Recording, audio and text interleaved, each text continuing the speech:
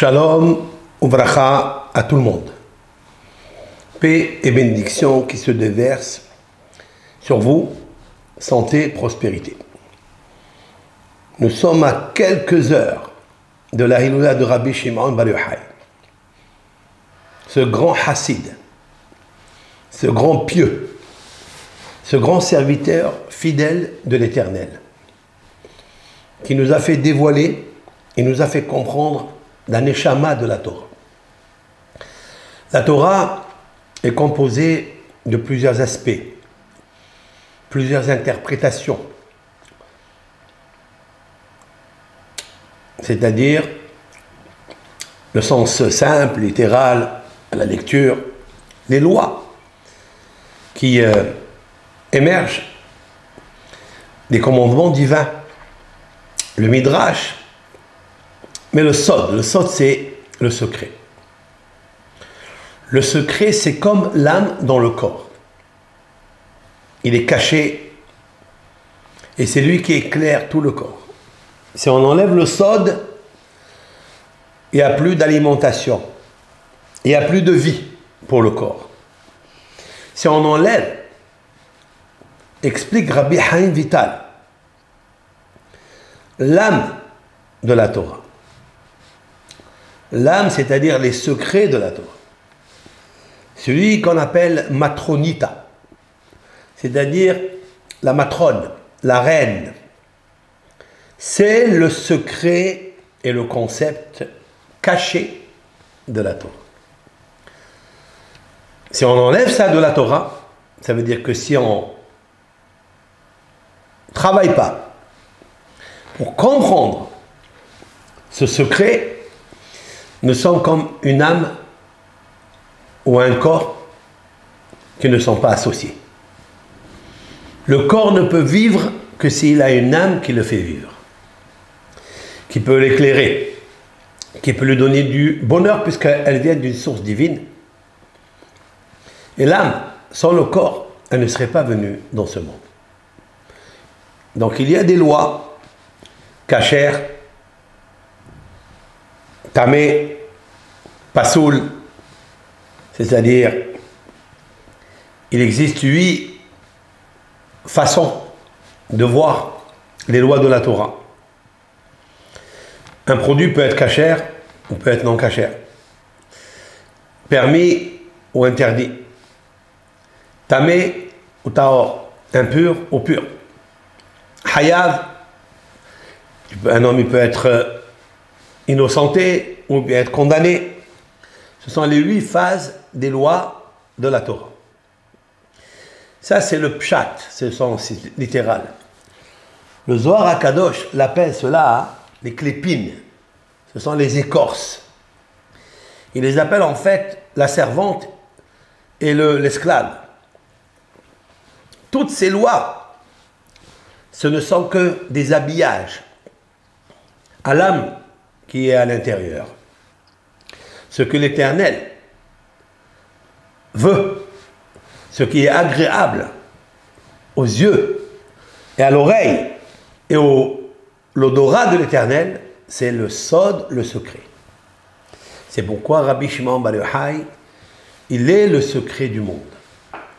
Il est celui pour le judaïsme, il est le fondement du monde, le canal qui fait déverser toutes les énergies spirituelles profondes, concepts secrets du Créateur. C'est pourquoi nous sommes tous et toutes invités à connaître le Zohar. Rabbi Shimon Bar Yochai, si je dis Be'ezrat Hashem, en Eretz Israël, il va y avoir des milliers de personnes, malgré les barrières sanitaires, il y aura pas moins que 10 000. Mais il faut savoir que c'est pour une raison. Car il est marqué dans le Zohar, que toi, Rabbi Shimon Bar Yochai, tu t'appelles Shabbat. Tu t'appelles le jour du Shabbat. Le Shabbat, c'est Mekor HaBeracha. C'est la source de toutes les bénédictions de la semaine et de toute l'année. Et Rabbi Shimon Bar Yochai s'appelle Shabbat. Le Shabbat, c'est le jour où la manne n'est pas descendue dans le désert. Donc le ciel déversait toute la semaine de la manne. C'est cette nourriture spirituelle qui descendait du ciel pour les nourrir. Mais le jour du Shabbat, elle ne tombait pas. Pourquoi? Il explique Rabbi Shimon Bar Yochai, parce que la manne, c'est Shabbat. Et Shabbat, c'est la manne. Maintenant, il faut être un Superman pour supporter tout ça. Il faut être celui qui sait faire la part des choses et ne pas tuer son âme du Shabbat. La garder, la conserver et la faire vibrer, l'exploiter au maximum, car elle est le chant quantique le plus absolu et le plus grand pour recevoir ce qu'on appelle conscientia, la conscience science. Pas seulement la conscience, c'est-à-dire je suis réveillé, non. Qui je suis, non. La conscience science, c'est celle qui fait déverser la da'at, c'est-à-dire la connaissance de toutes les puissances énergétiques, bénéfiques, spirituelles dans ce monde. Quand elles arrivent ici, eh bien, se matérialisent en opulence, abondance, parnassa, revah, tout ce qu'un homme désire. Et tout cela se trouve dans le Shabbat. Et celui qui représente le Shabbat à l'époque du désert, c'est Moshe Rabbeinu. Et à notre époque, et jusqu'à aujourd'hui, jusqu'à l'avènement messianique, ça sera Rabbi Shimon Bar Yochai, qui avait la neshama du Shabbat. Puisque Rabbi Chaim Vital a dit quelque chose dans le portique des introductions pour comprendre le Zohar. Il explique Besifrada, grâce à ce livre, a expliqué Rabbi Shimon Bar Yochai et tous ses élèves après lui, grâce à ce livre du Zohar, Itparnesun Tatae, ils vont se nourrir, ça veut dire ils vont avoir l'abondance, toutes les personnes que nous sommes, jusqu'à l'avènement messianique. Et alors se dévoilera le Mashiach, qui aura la Neshama de Moshe Rabbeinu, Mashehaya ou Shehiye, parce que Moshe Rabbeinu c'est Mashehaya ou Shehiye, c'est ce qui était, c'est ce qu'il sera. Moshe, dans les initiales, Moshe, ce que dit Shlomo HaMelech dans Ecclésiaste. Mashehaya ou Shehiye. Ce qu'il y avait avant, c'est ce qui se produira après.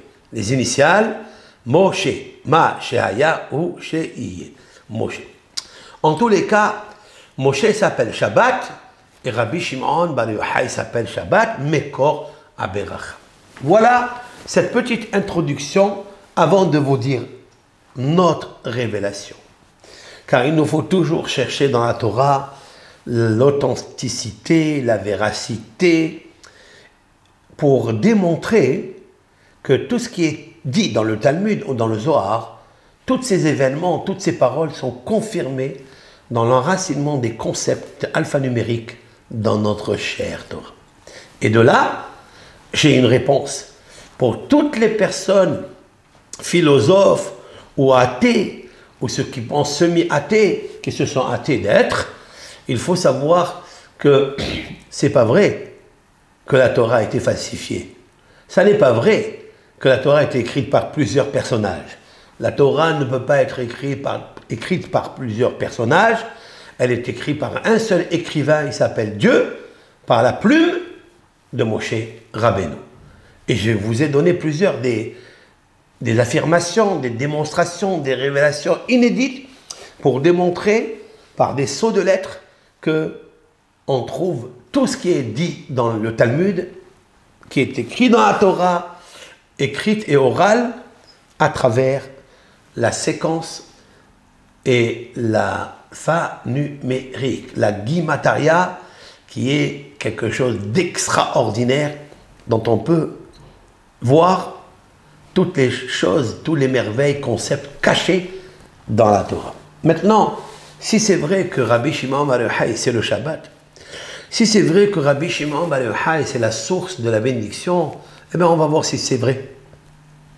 Vous allez venir avec moi dans la Genèse. Si vous avez le livre de la Genèse, Bereshit, Perek Aleph, la Genèse qui est la création du monde, qui est l'œuvre de Dieu directe. Donc chapitre 1, verset 29. Vayomer Elohim. L'Éternel, une fois qu'il a fini, avant de parler du Shabbat, il a fini toute la création et il dit la suite. Vayomer Elohim, et l'Éternel dit, Hine natati lachem, voici je vous ai donné, j'ai créé pour vous et vous donnez. C'est lui qui donne. Et kol esev, toute herbe, zorea zera, qui produit la graine, c'est-à-dire la graine qui produit la graine. Autrement dit, dans une pomme ou dans une tomate, on trouve toujours plusieurs graines à l'intérieur pour les replanter et encore prolifier et procréer. Asher apene kol haaretz, toutes les végétations qui se trouvent sur la terre, je vous les ai donnés. Ve'et kol haaretz, et tous les arbres fruitiers, asher bo peri haetz, là où il y a, où poussent des fruits, zorea zara lachem yele ochla. Là aussi, par exemple, la pomme, l'orange, vous trouverez zorea zara, la graine que vous pouvez planter pour que soit pour vous une consommation, une alimentation. Voilà ce qui est dit dans le premier verset. Deuxième verset, c'est-à-dire le verset 30. Ulchol hayat haaretz. Là, il parlait donc de la terre avec la végétation. Maintenant, il veut parler des animaux et des volatiles. Ulchol hayat haaretz. Et toutes les bêtes sauvages, non domestiques, ulchol of hashamayim. Et toutes les volatiles célestes. Ulchol romes ala haaretz. Et tous les reptiles rampants sur la terre. Asher bo nefesh haya, qui possède une âme vivante. Et kol yerek esev leochla, tous les légumes ou les plantes, esev, des herbes, leochla, pour consommer, vayechen. Cela veut dire que toutes ces bêtes peuvent consommer des graines de végétation, légumes et fruits. Ça, c'est le verset 30. Et puis, immédiatement après, la Torah nous dit la chose suivante.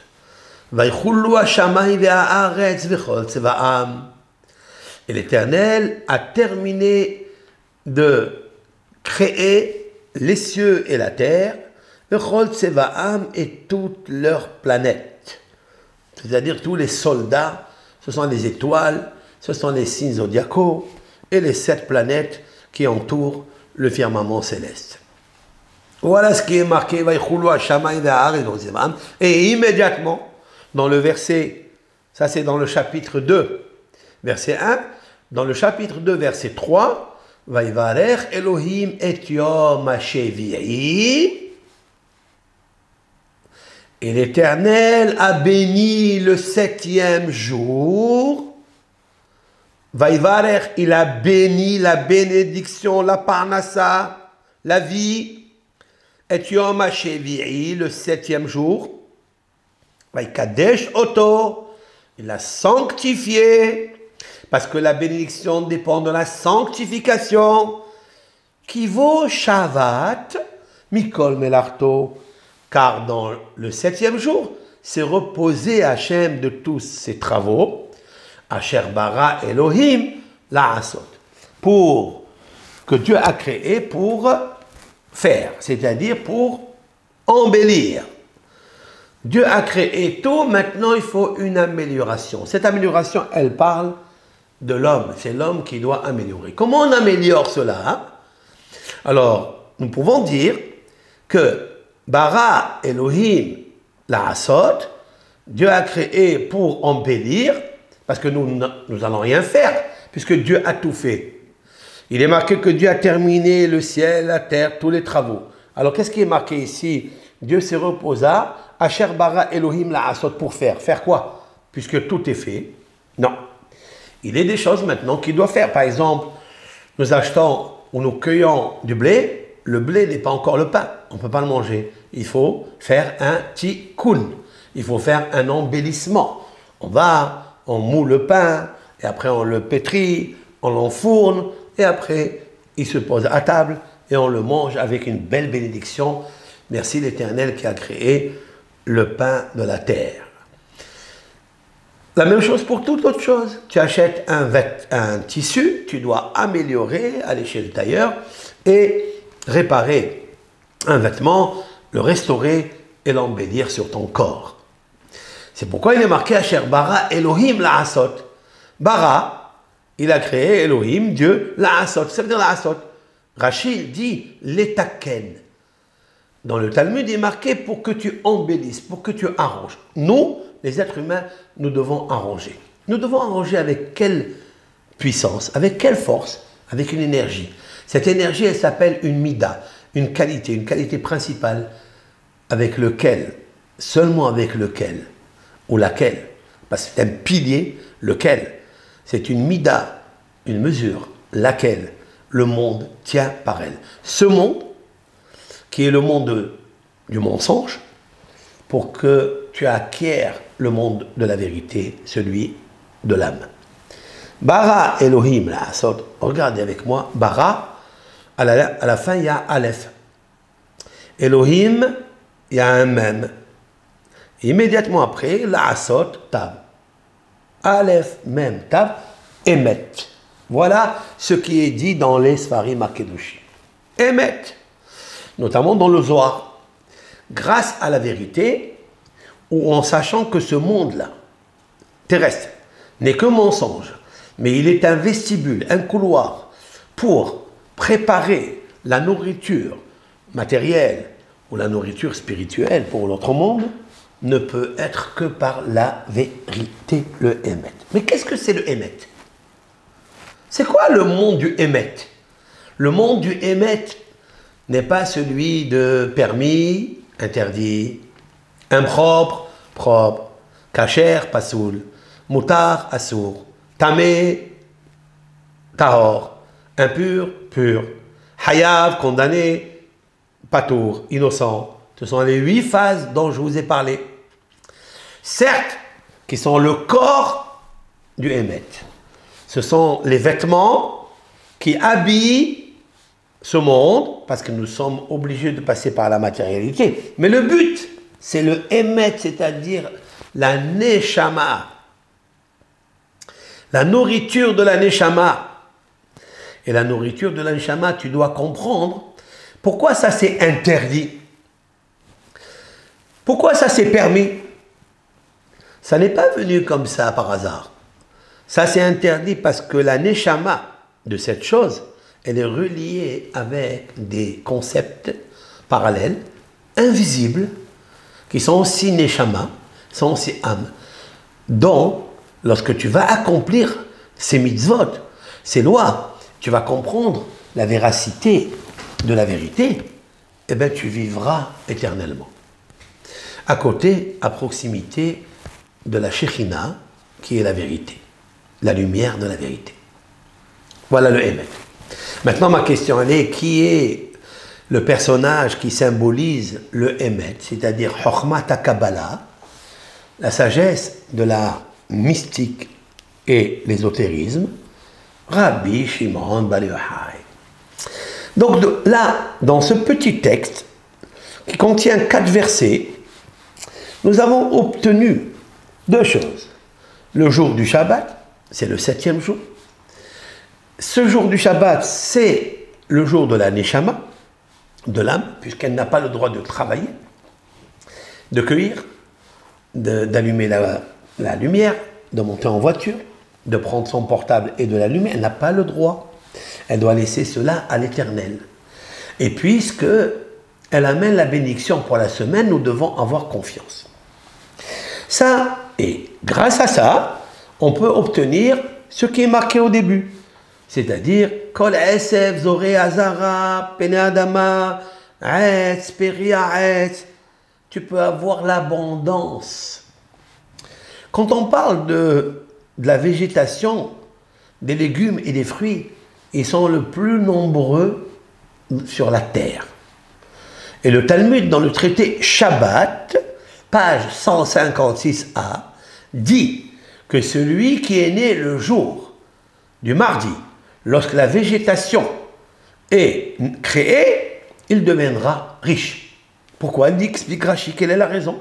Celui qui est né le mardi ou sous la planète Mars, ça dépend de l'heure où elle domine, mais en fait, le jour mardi, eh bien, il aura la multiplicité ou la multiplication, l'abondance richissime, car ce jour-là sont nés les asabim, c'est-à-dire l'herbe. L'herbe se trouve de partout, sur les montagnes, dans les prairies, sur les jardins, de partout, les forêts, il y a de l'herbe.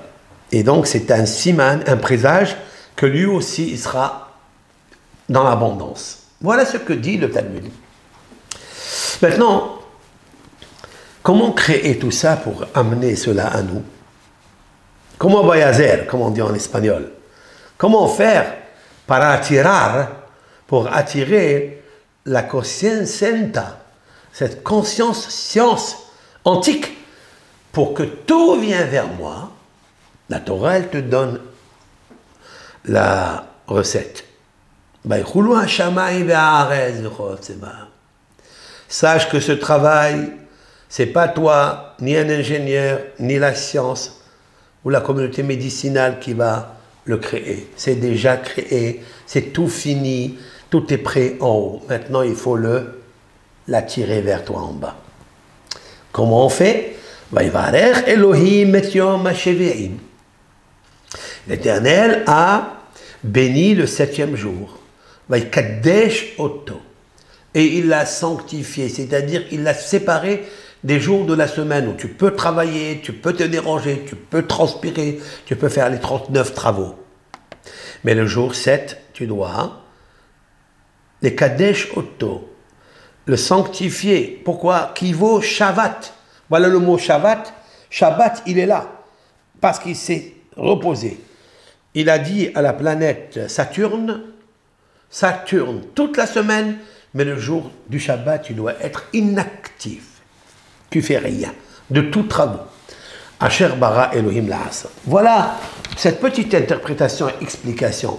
Maintenant, Rabotai, où se trouve dans ce texte fabuleux le nom de Rabbi Shimon Bar Yochai? Alors, en même temps que moi, vous allez me suivre, comme cela.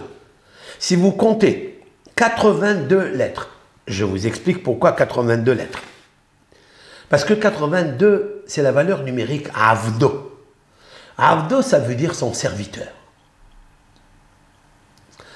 Celui qui sert l'Éternel le jour de Shabbat, c'est son vrai serviteur.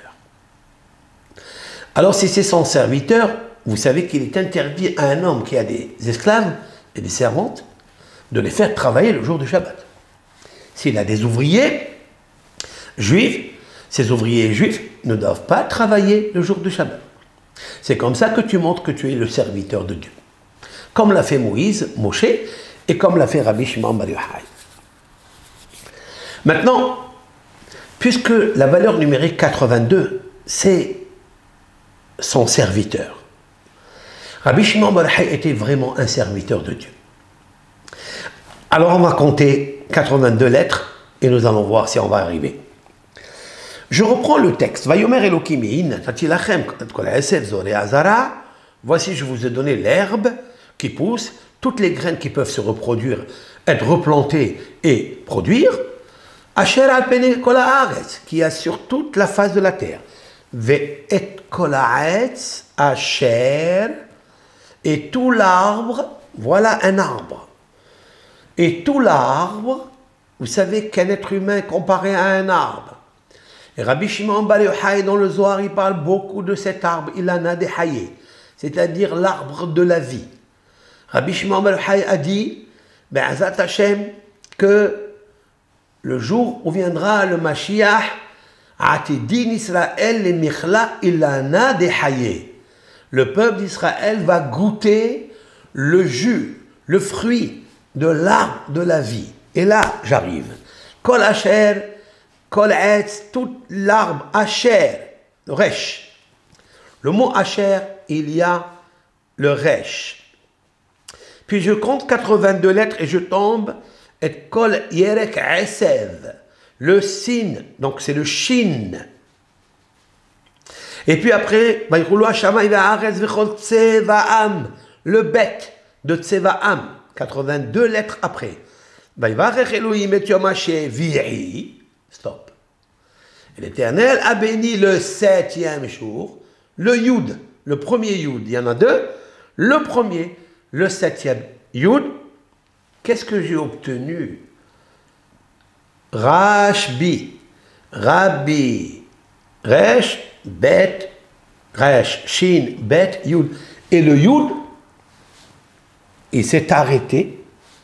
C'est-à-dire que la lettre qui forme, qui complète, qui termine le nom de Rabbi Shimon Bar Yochai se trouve dans le Yud, dans le jour 7.